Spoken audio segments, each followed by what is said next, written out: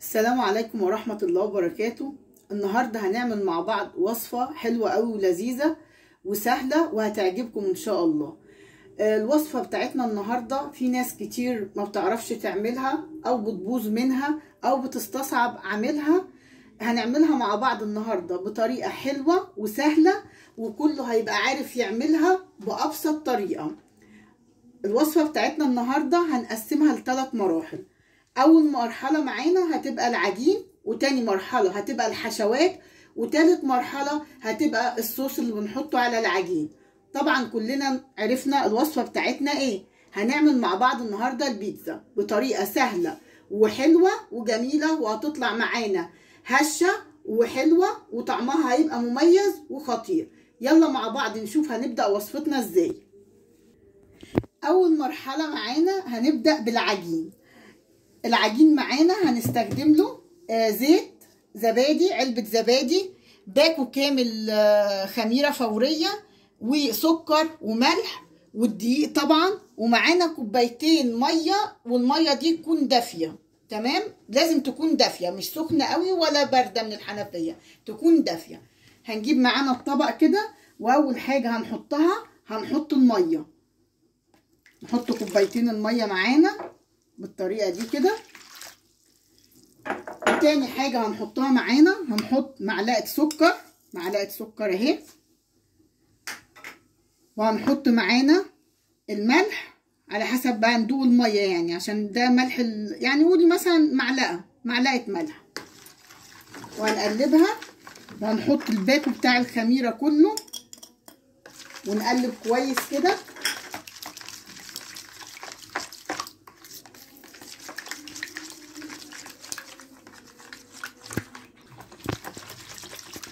هنقلب الخميره كويس خالص ونفكها جامد في الميه بالطريقه دي.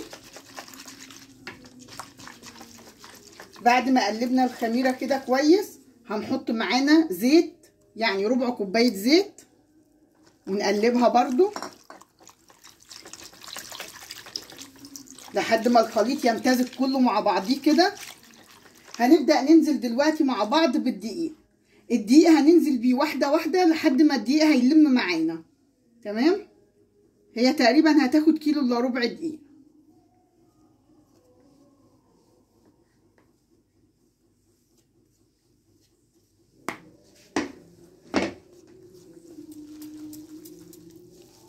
ننزل بالدقيق كده، نقلب كده.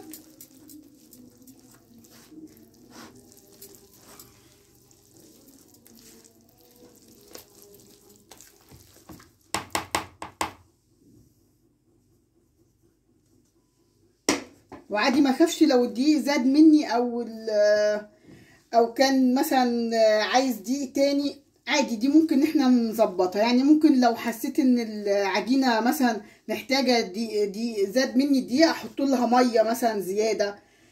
حسيت ان هي عايزه دقيق زياده نحط، ده عادي، يعني ممكن نعمل لها اي حاجه اثناء العجين. هنحوش ده كده ونبدا نعجن بايدينا بقى، دي مش هتنفع. هنبدأ نعجن بايدينا كده. محتاجة دقيق تاني اهو. هي كوبايتين بياخدوا تقريبا كيلو الا ربع دقيق.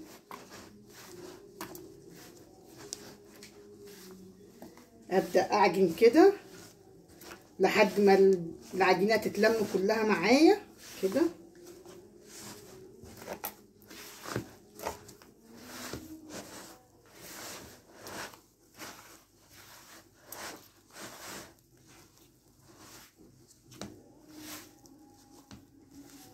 كده هي لسه عايزه دقيق تاني.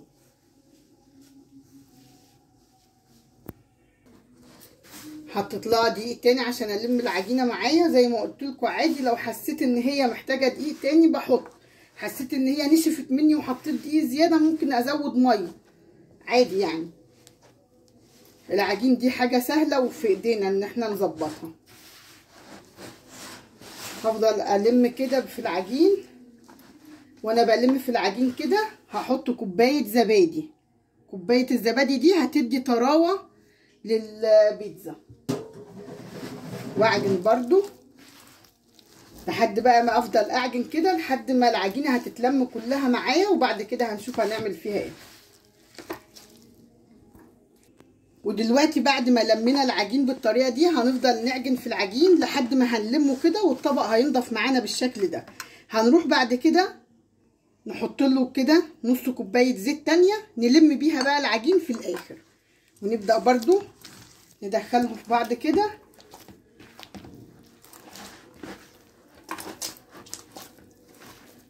ونلم بيها كده العجين.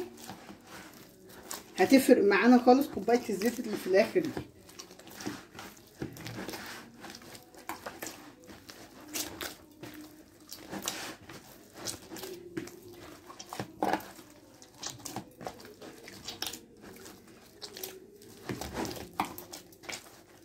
شايفين العجينه معانا جميله ازاي؟ العجينه معانا تبقى طريه بالطريقه دي مش ناشفه كده. دلوقتي بعد ما خلصنا العجينه مع بعض هنبدا نغطيها كويس ونحطها لحد ما تختمر، ونبدا دلوقتي نشوف المرحله دي هنبدا نعمل ايه.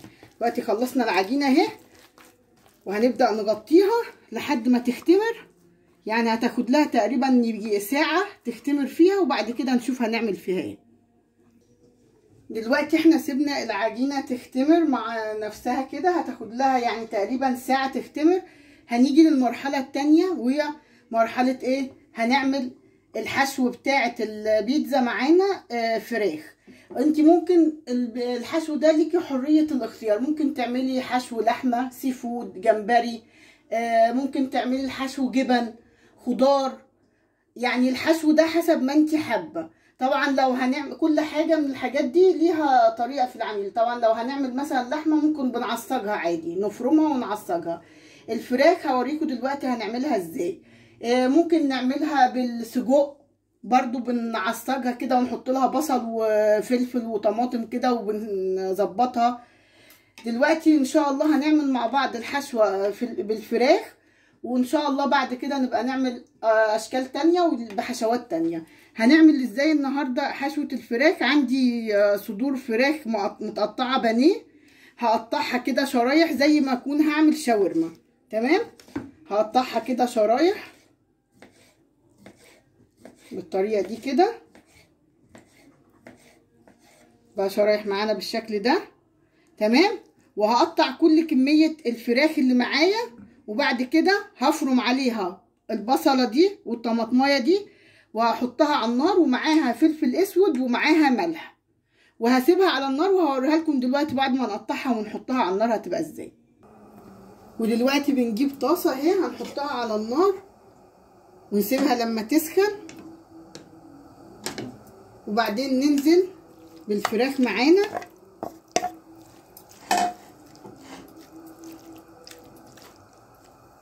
ونحط فلفل اسود يعني معلقه كبيره.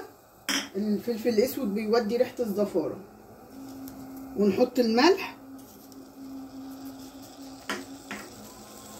وننزل بالخليط اللي احنا قلنا عليه، بصلايه وطماطمايه عملناهم في الكبه، وهننزل على طول كده على الفراخ. ومعانا الماده الدهنيه زي ما انت عايزه، سمنه او زيت براحتك. انا بحط سمنه يعني معلقه، وهبدا اقلب فيهم كده لحد برضو الفراخ ما هتنزل ميتها وتشربها وتستوي معانا، وبعدين نرجع نشوفها بعد ما تستوي. المرحله الثالثه معانا اللي قلنا عليها هي المرحله بتاع الصوص بقى اللي هنحطه على وش البيتزا. الصوص معانا هيبقى عباره عن طماطم وصلصه وبصل. اول حاجه هنعملها الاول هنعمل الطماطم البوريه. الطماطم البوريه دي اللي هي بنحطها تتسلق شويه وبعدين نقشرها، وبعدين بقى هنبدا نشوف هنحط عليها ايه. هنمشي خطوه خطوه. اول حاجه الطماطمايه معايا اهي، بحوش الجزء اللي فوق كده. تمام، هحشته واجي من تحت اعمل علامه زائد كده. طب انا بعمل الحركه دي ليه؟ علشان لما اسلق الطماطم تتقشر معايا بسهوله. لما هتبقى عامله كده هتلاقي القشره بتاعتي طلعت معايا بسهوله. هعمل كل الطماطم بالطريقه دي وهحطها في حله على النار في ميه تاخد سلقه، وبعد كده نرجع نشوف هنكمل الصوص بالطريقه ازاي. وبعدين احنا ما ننساش ان احنا معانا العجين حاطينه يختمر، ومعانا الفراخ سايبينها على النار اهي بتستوي معانا. تمام. هنحط بقى الطماطم تتسلق، وبعدين نرجع نشوف هنكمل وصفتنا النهارده ازاي. ودلوقتي الفراخ معانا استوت اهي. ننشفها كويس قوي الفراخ، ما يبقاش فيها اي ميه، علشان خاطر لما نيجي نحطها على العجينه ما تعجنليش البيتزا. تمام. هي هتبقى عامله كده، شايفين ناشفه خالص اهي، وشكلها جميل وطعمها جميل خالص ولذيذ. خلاص كده هنركن الفراخ ونبدا نعمل مع بعض الصوص بتاع البيتزا. الطماطم كمان البوريه اتسلقت، وهوريكم هنعمل فيها ايه دلوقتي معانا الطماطم بعد ما اتسلقت اهي، زي ما قلت لكم. شايفين لما احنا بنديها من ورا كده، بنعلمها زي علامه زائد من ورا ونعملها كده اهي، بتبقى سهله معانا في التقشير اهو. هي سخنه، شايفين قشرناها، بنقشرها كده اهو. هنقشرها كده مع بعض بالطريقه دي.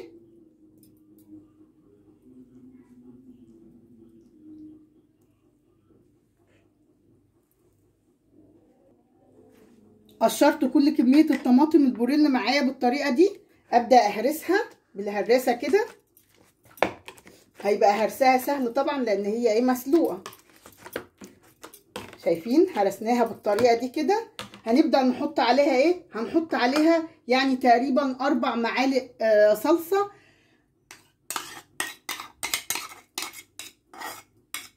تمام. وهنحط عليها معلقه سكر، وهنحط عليها فلفل اسود معلقه برضو، وهنحط عليها الملح، وطبعا هنحط ماده دهنيه، هنحط زيت مثلا معلقتين زيت. وهنبدا نهرسها كلها في بعضيها بالطريقه دي.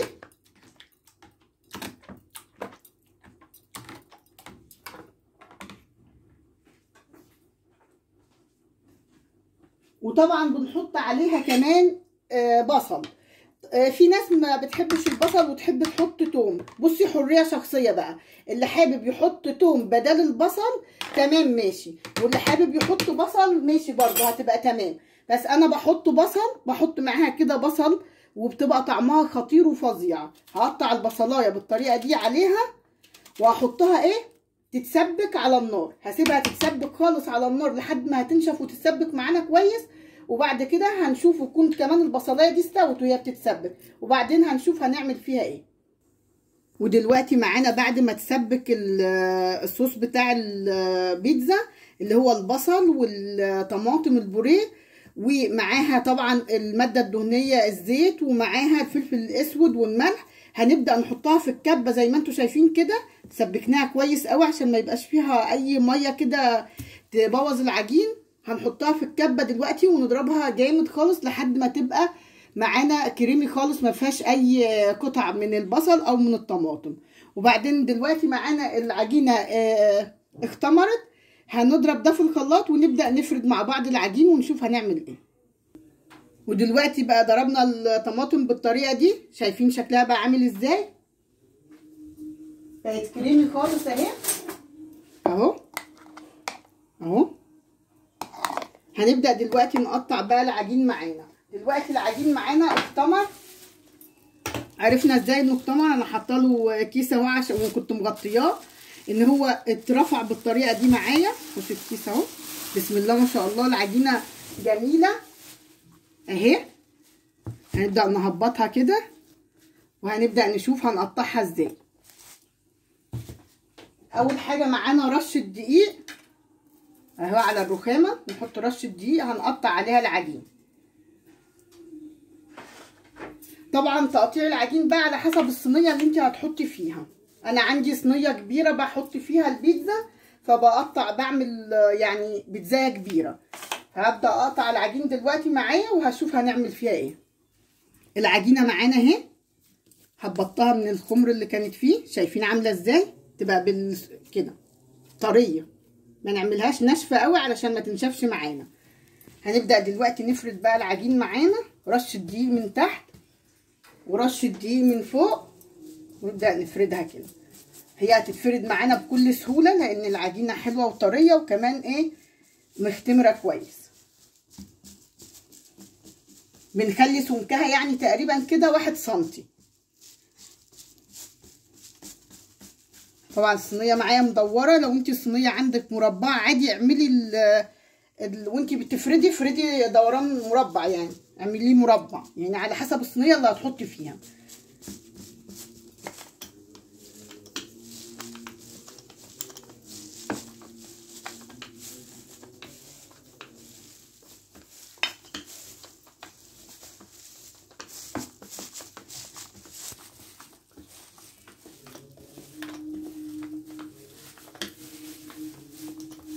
تفرد معايا اهي بكل سهوله، ده دليل ان العجينه معايا ناجحه وطريه وحلوه.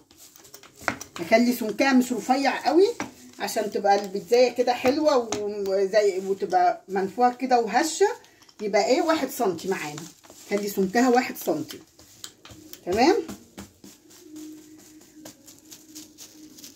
نبدا نجيب الصينيه اللي احنا هنشتغل فيها علشان نشوف كده فردناها قدها ولا النظام ايه. دلوقتي بعد ما حطيت العجين معايا البيتزا في الصينيه، شايفين هي الصينيه بتاعتي كبيره، صينيه بيتزا كبيره اهي اهو. فردتها كده بالطريقه دي، قلنا سمكها يبقى 1 سنتي. نبدا بقى نشوف الحشوات اللي احنا هنحطها على البيتزا بتاعتنا.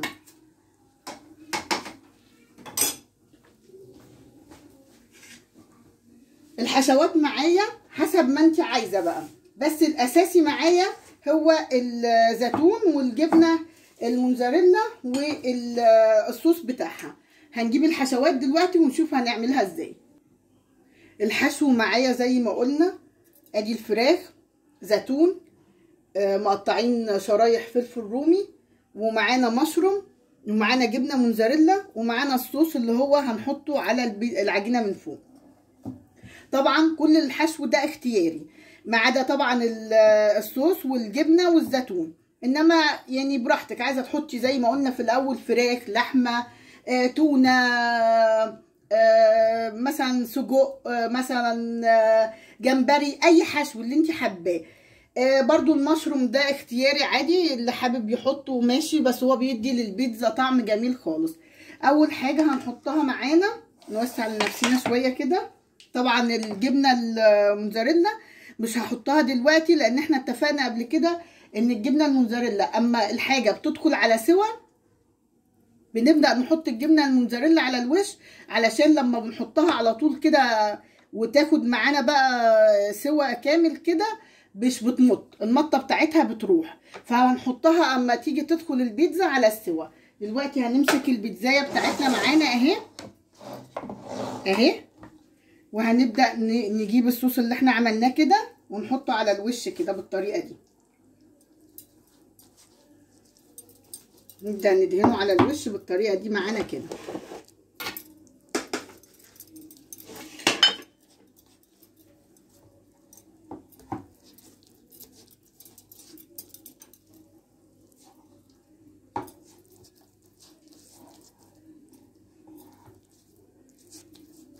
دهنا الوش كله كده بالصوص بتاع البيتزا. الصوص ده طعمه جميل خالص وهيعجبكم، جربوه طعمه تحفة. وطبعا اللي بيحب التوم اكتر من البصل يحط بدال البصل اللي انا حطيته ده توم.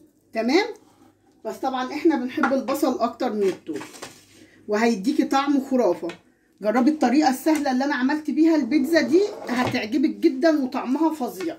دلوقتي بعد ما حطينا الصوص هنبدأ ننزل بالزيتون كده معانا بالطريقة دي،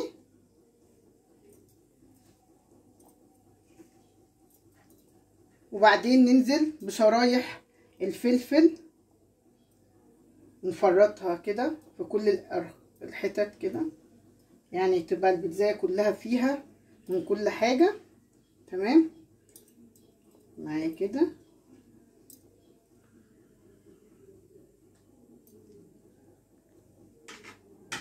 وبعد كده ابدا انزل بالمشروم. المشروم ده فيه غذاء جامد قوي، وكمان طعمه بيبقى جميل وبيدي طعم حلو قوي للبيتزا.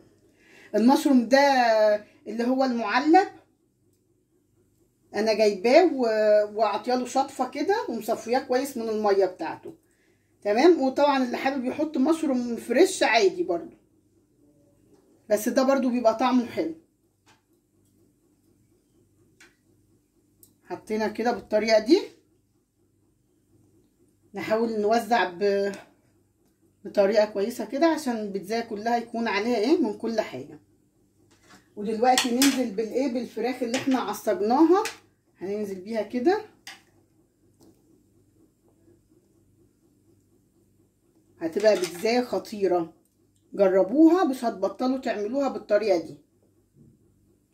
هي ليها خطوات بس كتيره شويه، بس في النهايه بتدينا نتيجه حلوه قوي، بس خطواتها سهله والله. يعني حاولوا تجيبوا حتى كميه قليله كده من الدقيق وتعملوا صينيه صغيره كده الاول، وان شاء الله هتنجح معاكم وتبقى طعمها جميل. دلوقتي ايه كده خلصنا. هنفتح الفرن على درجه حراره 180 ونحطها على الشبكه لحد كده ما نلاقيها استوت، ونرفع طرف العجينه كده ونلاقيها خدت لون ذهبي كده. نبدا ننزل بالجبنه، وهنشوف مع بعض هننزل بالجبنه ازاي، وهنشوف مع بعض كل حاجه. نحطها في الفرن، واول ما هتستوي معانا هنشوف هنعمل فيها ايه.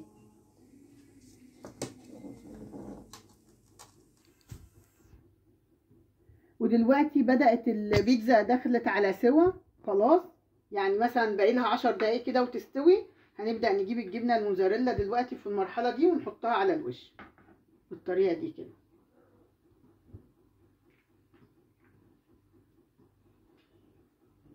هنحط الجبنه الموزاريلا عليها ونحطها بقى ايه، الجبنه هتسيح عليها كده، ونبدا نطلعها ونوريها لكم شكلها هيبقى عامل ازاي. ونحط كده جبنه موزاريلا كتير وما نستخسرش فيها، عشان البيتزا بتبقى حلوه قوي وهي عليها الجبنه الموزاريلا كتير. كل ما نكتر لها الجبنه هتبقى احلى.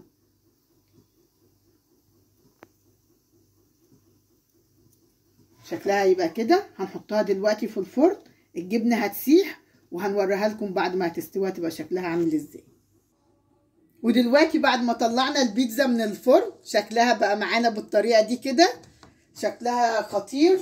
تعالوا نقطعها. هنقطعها باي طريقه بقى، مربعات او مثلثات اللي انتوا عايزينها، بس الصينيه دي كبيره مش هينفع تتقطع غير مربعات، هيبقى صعب اقطعها مثلثات.